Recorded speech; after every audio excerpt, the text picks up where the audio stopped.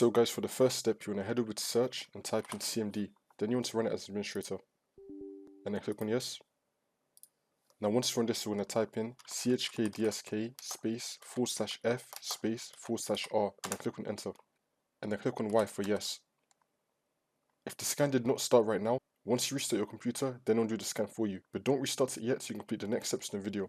Now for the next step, you want to head over to search and type in File Explorer. Click on it. Now once you're on this, you want to click on this PC.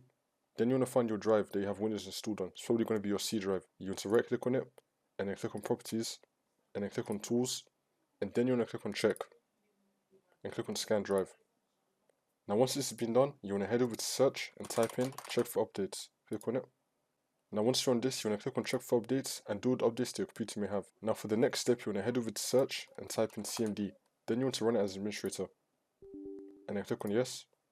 Now once you're on this, we're going to type in sfc space /scan now and then click on enter. Then you want to run the scan. Now once the scan has been completed, you want to restart your computer and then the problem should be fixed.